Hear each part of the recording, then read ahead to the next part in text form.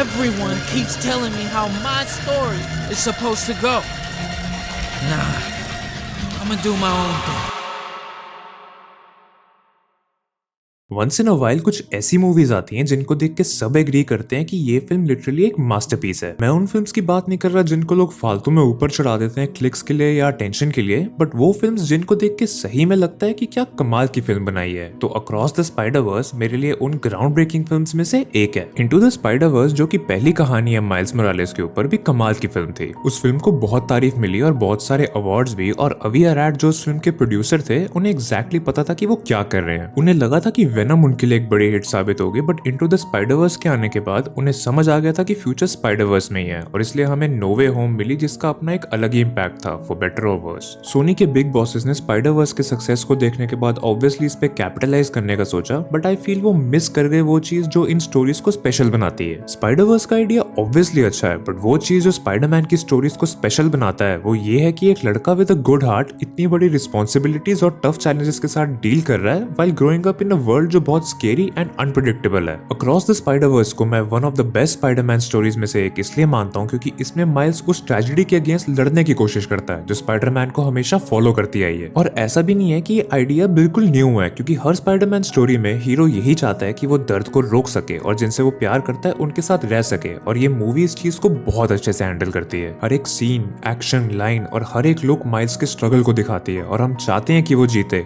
खुश रहे, जिस लड़की से वो प्यार करता है उसके साथ रहे और किसी और को न खोए। पर हमें स्पाइडरमैन की फेट का भी पता है। हमें पता है कि अंकल बेन हमेशा मरते हैं, ग्वेन हमेशा मरती है, और ये एक साइकिल है लव और लॉस का जो स्पाइडरमैन को फेस करना ही पड़ता है चाहे कुछ भी हो जाए। पर चीजों को ऐसा ही क्यों होना है? जस्ट बिकॉज यूनिवर्स ऐसा कहता है या बिकॉज फेट ही डिमांड करती है? क्या स्पाइडरमैन होना इतना वर्थ रखता है या माइल्स मोरालेस होना ही काफी है? माइल्स इन चीजों को एक्सेप्ट करने के लिए बिल्कुल भी तैयार नहीं है, और ये चीजें इस मूवी को इतना ब्रिलियंट बनाती हैं। पीटर पार्कर हमेशा पेन को एक्सेप्ट करता है और उसमें से निकलने की कोशिश करता है, पर हमने ऐसा स्पाइडरमैन कभी नहीं देखा जिसको पता है कि क्या होने वाला है और जो चूज कर सकता है कि वो उस ट्रेजेडी को फेस करना चाहता है या अवॉइड करना चाहता है जो उसे डिफाइन करती है। इन मूवीज के क्रिएटर्स ने एक ऐसा सवाल पूछने की हिम्मत रखी है जो कभी एक्सप्लोर नहीं हुआ, और वो क्वेश्चन ये है कि क्या होगा अगर स्पाइडरमैन वो दुख को एक्सेप्ट नहीं करना चाहता जो उसे स्पाइडरमैन बनाती है। और ऐसे सवाल ही इस मूवी को बाकियों से अलग करती है। आई लव की फिल्म का first half an hour Gwen पे फोकस करती है, जो कि पहली फिल्म में कूल पर माइनर कैरेक्टर था, और उसको बहुत डेप्थ और इमोशन देती है। मैं उसकी स्टोरी को और फॉलो करना चाहता था और सब कुछ उसकी नजर से देखना चाहता था। ये काफी स्मार्ट और बोल्ड स्टोरी टेलिंग है जो makes you care about Gwen as a character और ना कि सिर्फ एज एक माइल्स का क्रश। मूवी में इतने सारे इंटरडायमेंशनल स्पाइडरमैन को देखने के बाद मुझे लगा था कि इनको as the cool good guys दिखाया जाएगा, पर ऐसा बिल्कुल नहीं था, एंड आई एम हैप्पी कि इन्होंने यही किया। ये स्पाइडरमैन मेक श्योर करते हैं कि डेथ और लॉस हर टाइमलाइन में हो यूनिवर्स को बचाने के लिए। ये आइडिया काफी इंटरेस्टिंग है, पर एक secret group of spider people सब हार्ड डिसीजंस ले रहा है, ये लगता ठीक है, बट ये मॉरली राइट है कि नहीं, I am not sure. May be one life is worth saving billions, पर ये मैं तो नहीं डिसाइड कर पा रहा हूँ, पर ये लोग करते हैं और ये काफी इंटरेस्टिंग है। अगर मैं यूनिवर्स को एक्सपीरियंस कर पाता मिगेल की नजर से, तो शायद मैं माइल्स के अगेंस्ट जो उसका गुस्सा है उसको मैं समझ पाता, क्योंकि माइल्स उसके लिए एक अनोमली है जो सक्सीड कर गया जबकि बाकी फेल हो गए थे। और अगर हम स्पॉट की नजर से चीजों को देख पाते जो कि इस फिल्म का विलन है, तो क्या पता शायद उसकी बात भी हम समझ पाते। स्पॉट का ही अगर हम एग्जांपल लें तो क्या पता वो अपने पेन के करके लैश आउट कर रहा होगा। अगर हम उसकी स्टोरी को और फॉलो करते, उसकी लोनलीनेस को देखते और उसकी तरफ माइल्स का इनडिफरेंट एटीट्यूड देखते, तो क्या पता हम स्पॉट के लिए ही चीयर कर रहे होते हैं। हर विलन की अपनी एक बैक स्टोरी है जो हमें नहीं पता, और ये चीजों को लेस ब्लैक एंड व्हाइट करता है,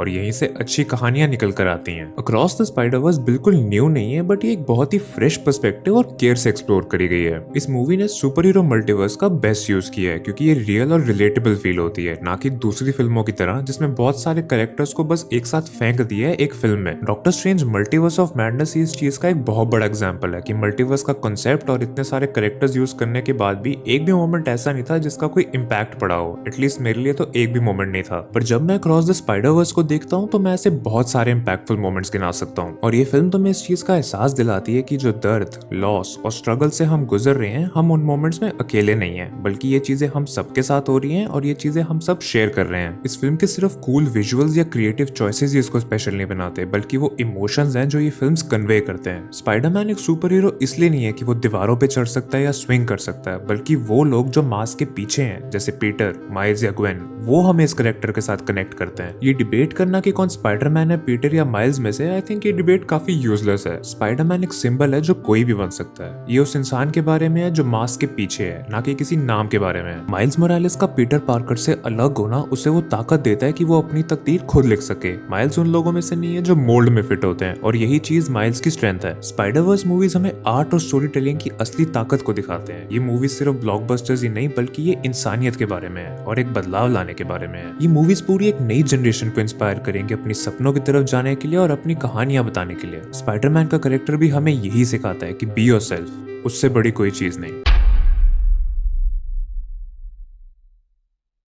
and that was the video guys. Spiderman के बारे में तो मैं घंटों घंटों बात कर सकता हूँ, पर आई थिंक आज के लिए इतना काफी है। तो अगर आप लोगों को ये वीडियो पसंद आई तो लाइक करें, सब्सक्राइब करें और शेयर करें, और हम मिलेंगे अगली वीडियो में। तब तक के लिए goodbye and take care.